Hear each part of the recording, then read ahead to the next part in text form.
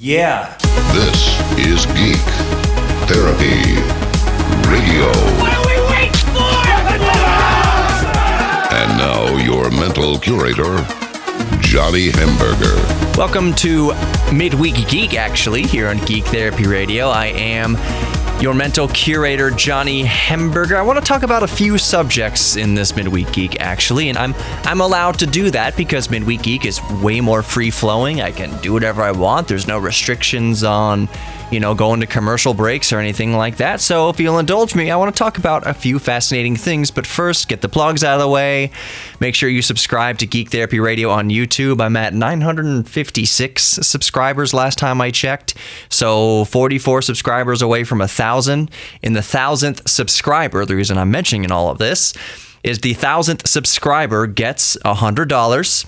And a piece of the DeLorean, my own DeLorean, some cool piece of it, not just like a piece of rubber off of it, but $100 and a piece of my actual DeLorean motor car. So make sure you go subscribe to Geek Therapy Radio on YouTube. Make sure you subscribe as well, because I put a lot of cool stuff up on there. So make sure you check it out. Also, make sure if you aren't already subscribed to this podcast, is to subscribe to it. I can't talk today, as usual. Subscribe to it anywhere you can subscribe to the podcast. So the Spreaker. I use Pocket Casts on my Android device, Google Podcasts. What else? iTunes. All sorts of, basically anywhere you can listen to podcasts, you can subscribe to the Geek Therapy Radio podcast. Of course, we here at iHeartMedia prefer the iHeartRadio app.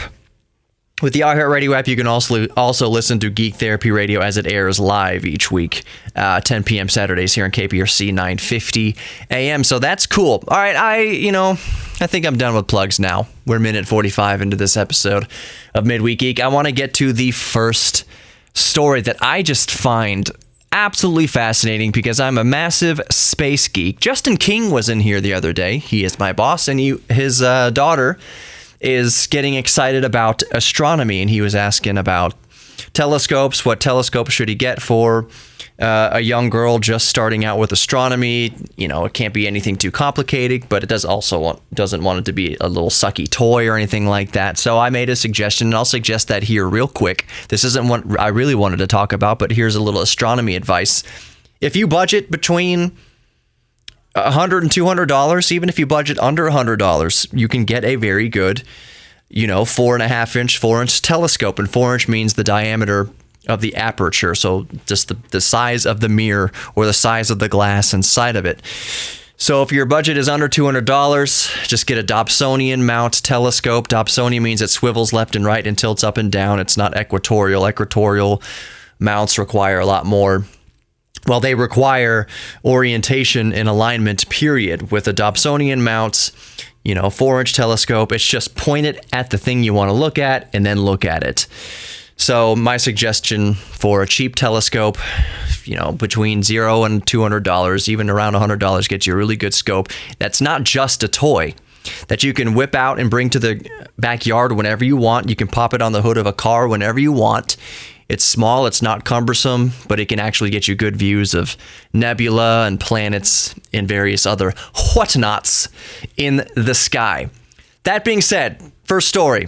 An asteroid is going to come extremely close to the Earth on April 15th, 2029. It's going to come so close to the Earth that it's going to swing through our satellites. We have a whole cloud of satellites out there in low and high Earth orbit, and this asteroid is going to come so close to that it's going to basically fly through that cloud of satellites, which is one of the closest near-miss asteroids that we've had since we've started to record such near misses. And it's very exciting for Why am I having such a hard time? Astronomers. It's very exciting for astronomers that this is happening. This asteroid, nicknamed Apophis, is 1,000 feet wide or 1,000 feet long, however you want to describe that, which means that it will be perfectly visible to the human naked eye. And you might be thinking, 1,000 feet, that's, for a space object, that's not really that big. How can it be visible by the naked eye? Most near-miss asteroids that we see or that come by Earth are effectively a few dozen feet wide, 20 feet wide, 30 feet wide, 40 feet wide, kind of small. This is going to be gargantuan as far as near-miss asteroids are concerned, at 1,000 feet, or about a fifth of a mile in diameter. And I know that sounds small on the cosmic scale, and it is small on the cosmic scale. But think about it this way, because it just dawned on me as well. You can see satellites floating across the sky at sunset, especially at sunset when the sun goes just below the horizon and the sun's rays are still shining through the atmosphere technically, and they are shining on the satellites at such an oblique, perfect angle that you can see satellites in the evening time and all during the night tracking across the sky. It just looks like a star that's moving completely linearly at a constant speed. It doesn't look like an airplane. You can tell a satellite when you see a satellite.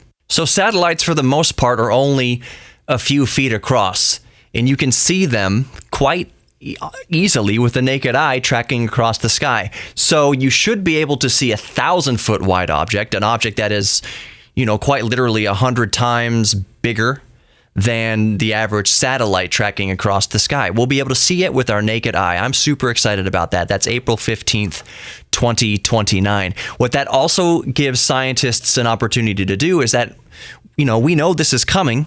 It's pretty big, so we can exact all sorts of experiments upon it and get quite an understanding of it and other near-miss objects by Apophis streaking by our planet. I'm super stoked for that. All right, let's move on to the next story. All right, so let's talk about planes for a little bit. I am a plane geek as well. Lightning doesn't typically cause airplanes to crash. In fact, the last plane crash that can be directly attributed to a lightning strike was a Pan Am flight. I don't think Pan Am's even around anymore. Flight 214 in 1963. That was the last, up until recently, that's what I'm getting at. That was the last plane to be brought down directly due to a lightning strike.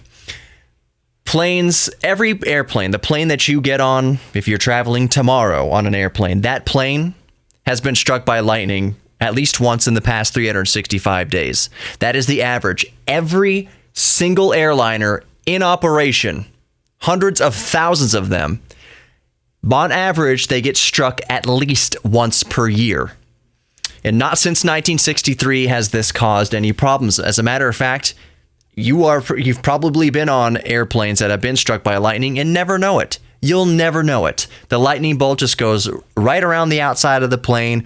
Wherever it gets hit, there's all sorts of little barbs and things sticking off of wings and sticking out the bottom of the plane to direct the lightning bolt basically around the airplane harmlessly. So, on May 5th, a Russian superjet went down and killed 41 people. Now, it's unclear as to how direct of an effect the lightning strike had on this crash, but the fact remains that the aircraft was struck by lightning right after takeoff.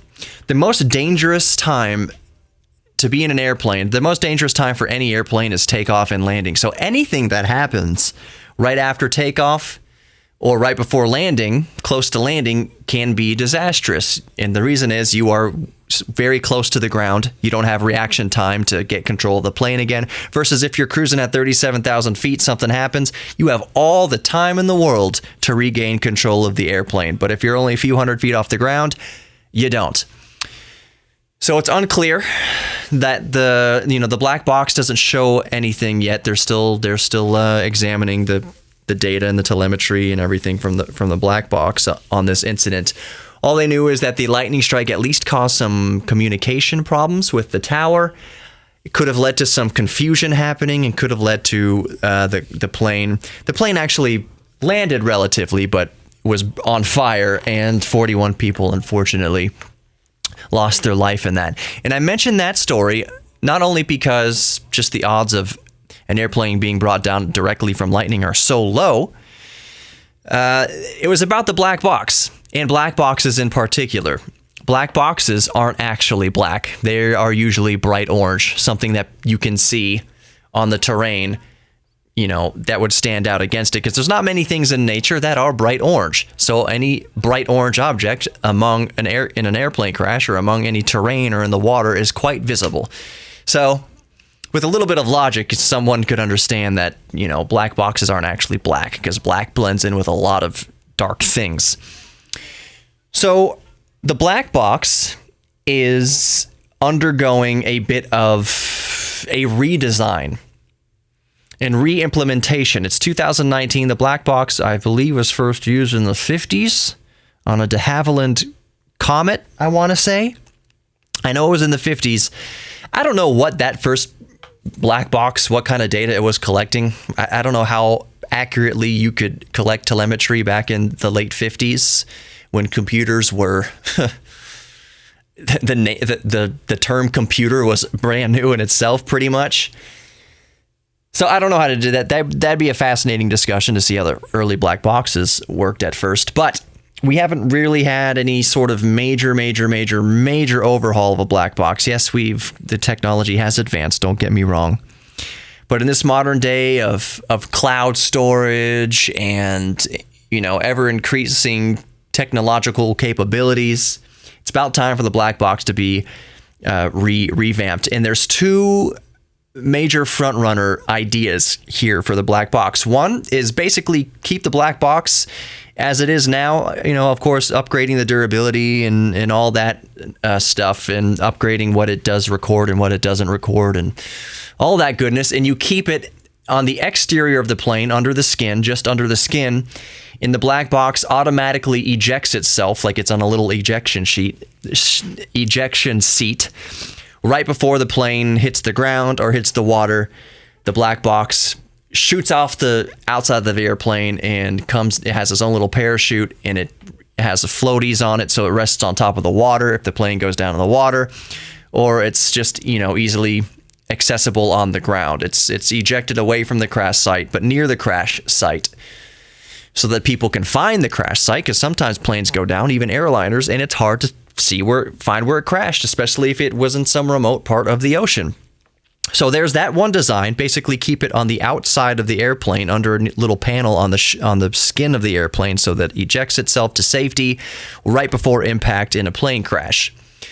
The second front runner is basically constantly updating in real time the flight telemetry and voice recorder of the cockpit to the cloud.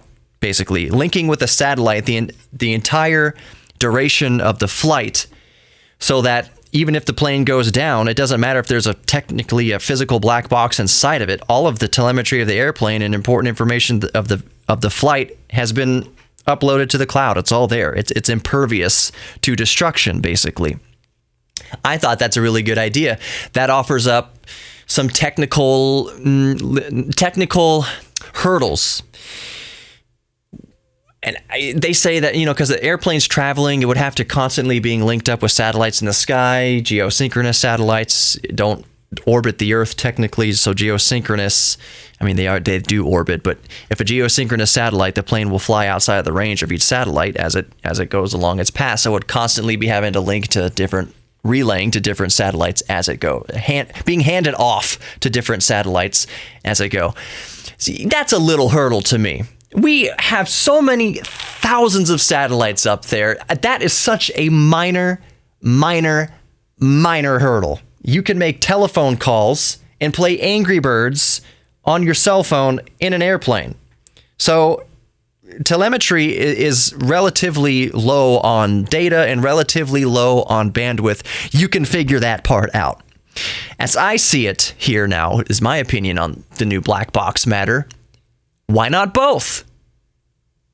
Have a physical... I like the idea of putting the black box in the outer skin of the airplane and jettison the black box, which is not really black, out to safety so it doesn't get destroyed in the crash. But it also uplinking the data constantly throughout the flight and doing the flight data to the cloud like that. Do both of them. Then you have two things. It's called redundancy, and you want some redundant data in something like a plane crash. Plane crashes are so extremely rare. Airline plane crashes are so extremely rare. You want all the redundancy you can take. So why not have a physical black box in the outside of the skin and constantly be uploading to the cloud?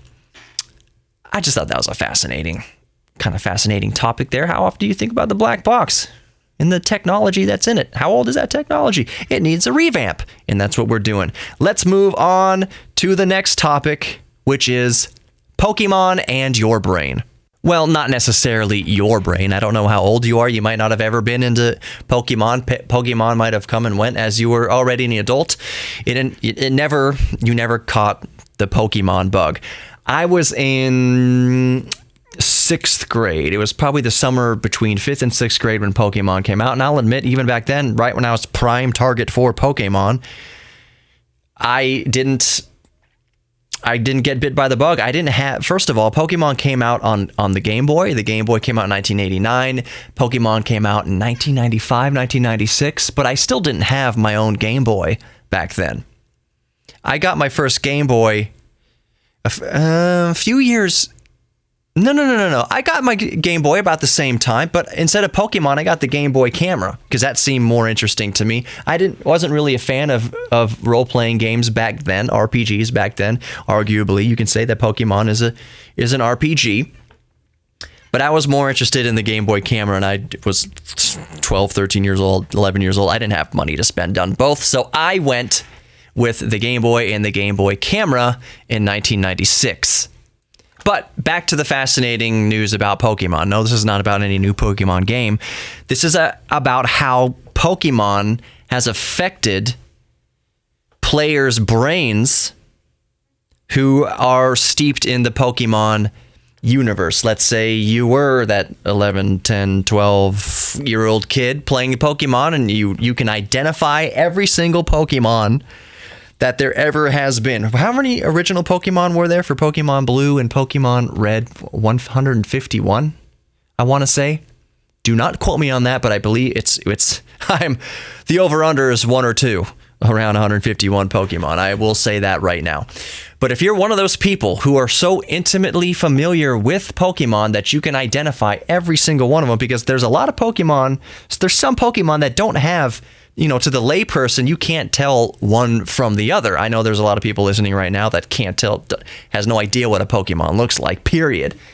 But there's a lot of subtle variations between some of these Pokemon. So the fact that somebody, an adult now, a millennial now, someone my age now, who has been involved with Pokemon their whole life, can identify them out of a lineup, the hundreds of Pokemon that there are, it turns out a study finds that their brain is different. There's an entire little pea-sized part of the brain, yes, a pea-sized part of the brain that has developed in Pokemon players, Pokemon experts, that is dedicated exclusively to Pokemon.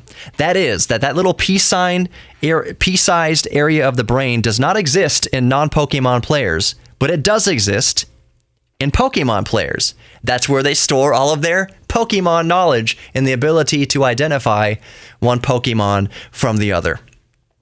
So here's my thoughts on that a little bit. And I think I only have one thought.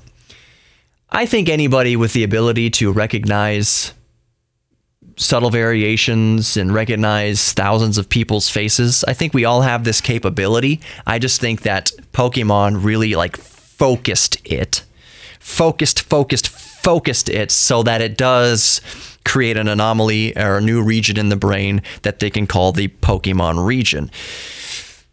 It could have been anything. It could be you could study grains of rice and you can name grains of rice. Let's say you have 1,000 grains of rice, and you have such people who raise chickens. That's a way better example. People who raise chickens, maybe you have hundreds of chickens, and you learn all the names of your animals, all your chickens. It's the same species. They all look very familiar. Maybe a crazy cat lady has 500 cats, and there's bound to be a few cats that look kind of similar. If you have 500 cats and 20 of them are black cats, how can you tell the difference between 20 black cats, but a crazy cat lady or man, let's be equality about this, knows the names of those 20 individual black cats out of their 500 total cats. Oh, you got these calicos on. You got 50 calicos. You got a bunch of just regular old fat, useless tabbies. And you know the names of all of them? They look so similar. I bet you Crazy Cat Lady has a pea-sized region of the brain where she very dedicated to the names of her cats. And that's just the 500 cats she has now. She probably has all her dead cats memorized. She probably has all her dead cats buried under the floor, too. I just thought that was very fascinating. A region in the brain dedicated to Pokemon and is the size of a pea. Isn't the world weird? This is actually amounting to kind of a long midweek geek here. So, I just want to touch on a couple things. I want to spend more time on one thing than the other here on the way out. But the quick thing I'll touch on is that Disney has announced at least 3 more Star Trek. Sorry, I blow my geek brains through my butt if there were 3 more Star Trek movies confirmed.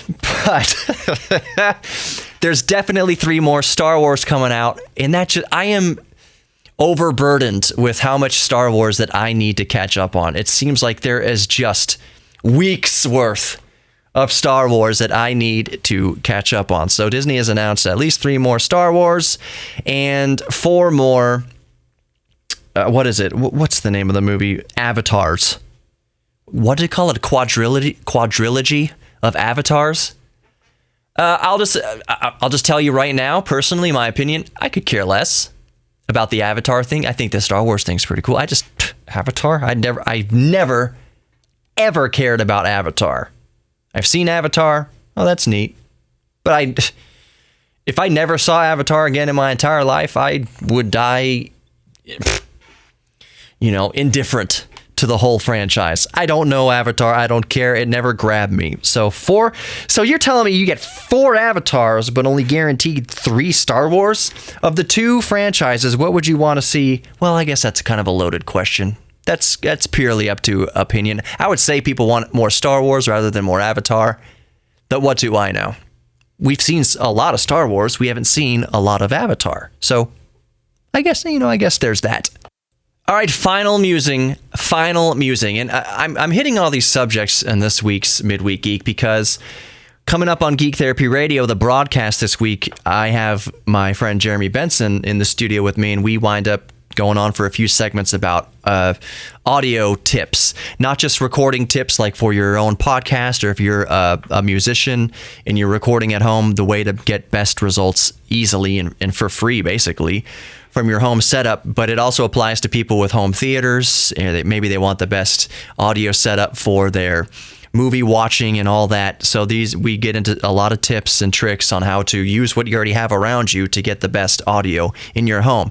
So I don't cover a whole lot of topics separately on this week's Geek Therapy Radio, which is why I'm reserving that for this Midweek Geek, in which I have a lot more freedom to do so. All right, Germany.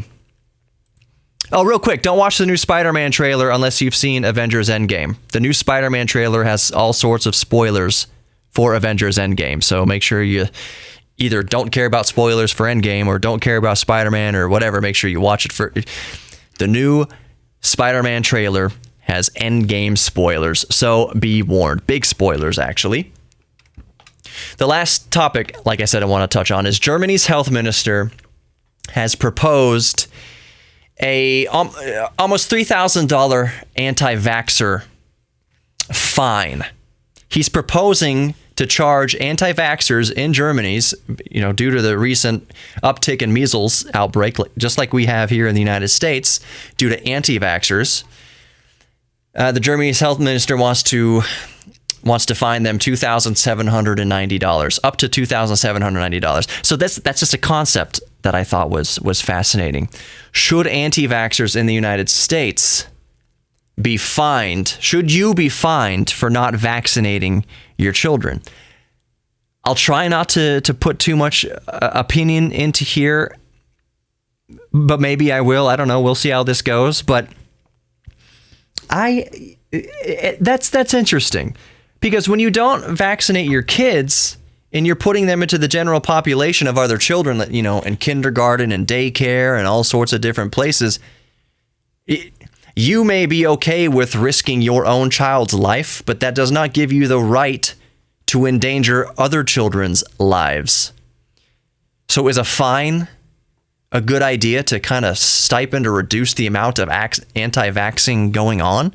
The whole concept of anti-vaxxing is, it boggles my mind. You know, I wish I could walk a couple miles in the shoes of an anti-vaxxer to see how it makes sense at all. So you're worried that a vaccine, which largely has been disproven to cause autism, your argument is that if you just don't vaccinate your kids, you reduce their chances of getting autism, but you're okay with increasing their chances of getting a life-ending disease more easily than another kid and spreading that disease through the population. I do not sympathize or understand with that mentality. So anti-vaxxing, here's why that I'm not entirely opposed to fining parents who decide not to vaccinate their children and restricting them from entering them into public school. If you want to not vaccinate your kids and then live on your own compound and homeschool, fine. That's fine. But you can't put your unvaccinated child into the general population. So I guess morally I'm okay with a fine here, because here's the thing. Anti-vaxxing is not like flat earth theory. The only side effect to flat earth theory is that you become more stupid about your world. That if you believe flat earth theory, you might not believe other established tenets of science that are irrefutable and have been proven time and time again, that don't even need any further proof because it's just beat like a dead horse. Gravity exists, the sun exists, light exists, the earth is round. It doesn't need explanation. So someone's willful disbelief that the earth is round, that just means they're personally affected by that. That just means they're personally going to have a tough time getting into society or being accepted or whatever, because their beliefs are provably and demonstrably wrong. But that only affects that individual. Anti-vaxxers who don't vaccinate their kids are putting the entire population at risk through their ignorance. That's the difference here. I don't think you can believe the earth is flat. You can believe that we are on the back of Atlas. You can believe that the earth is suspended in space on a giant turtle. I don't care. Believe whatever you want, but that doesn't have any ill effect on you're not risking my life to believe what you want to believe. You are risking my life and you are risking my future children's life when you do not vaccinate them. So that should be, I don't want to say punished, because again, you can go off on your own compound, on your own property, you never expose your children to any general population. That's fine. But if you put your kid in kindergarten and it's not vaccinated and you are anti-vax, you should pay a fine. Not only pay a fine, but of course your children completely removed from the general population also. So it's just a concept, just a fascinating concept. And I'm putting it out there just so you can tickle your own brains about it. That's going to do it for Midweek Geek. This was a loaded episode of Midweek Geek. Thanks for sticking with me. Subscribe to the podcast, Geek Therapy Radio Podcast, here with Johnny Hamburger. Subscribe to the YouTube. There's a giveaway at 1,000 subs, and thank you for subscribing. Anyways, I love you all. Be good to each other. Please be good to yourself. Embrace your geek thing. Embrace your inner geek. Share your inner geek with others. You are not alone. Sometimes our inner geek is the only light we have shining in our lives. So lean into your inner geek. Lean into your friends. Lean into your family. We love you. I love you. Thanks for listening, and I'll catch you in the next one. Have a great week, everybody.